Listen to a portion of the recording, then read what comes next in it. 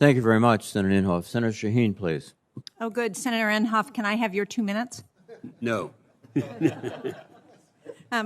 Dr. Nasser, I think one of the things that many Americans looked at with respect to our time in Afghanistan and felt proud of was the human rights that were afforded to women and the Constitution in Afghanistan that gave other minorities rights that they had not had under the Taliban or under previous governments.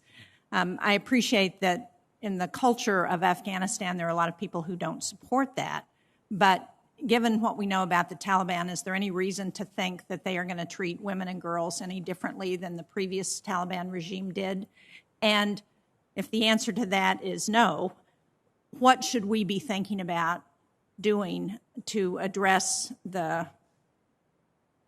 human rights of women and girls in the country, which obviously are going to be at risk?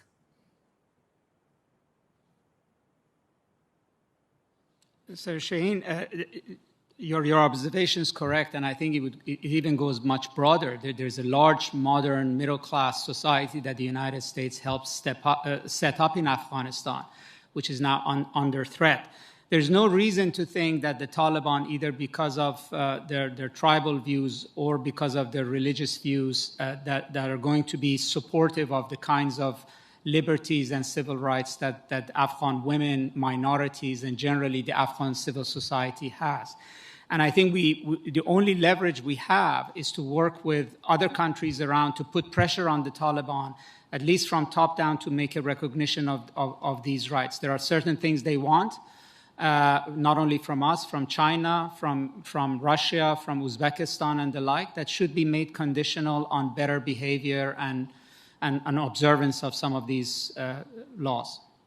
Thank you. I'm going to ask both you and Mr. Jocelyn this next question because you mentioned in your comments, both of you mentioned the challenges of Pakistan.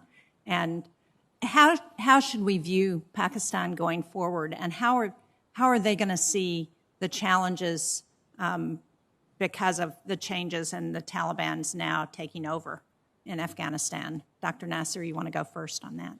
Sure.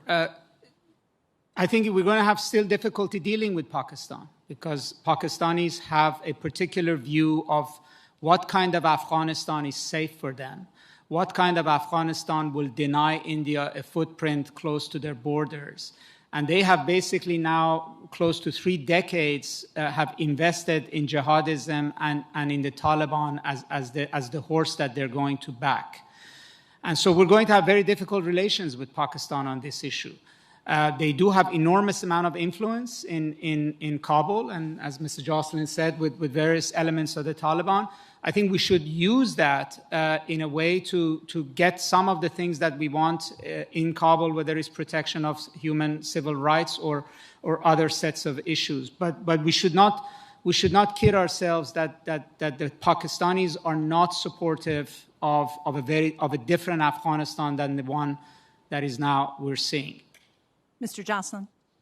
I have to note that Longhorn Journal, the publication I help run, has been banned in Pakistan physically for more than a decade. So the Pakistanis don't like our reporting on their duplicity and their sponsorship of our enemies in Afghanistan, who were obviously they were harboring and sheltering and facilitating the very same leaders who were sending insurgents to go kill Afghans and Americans and Europeans and others.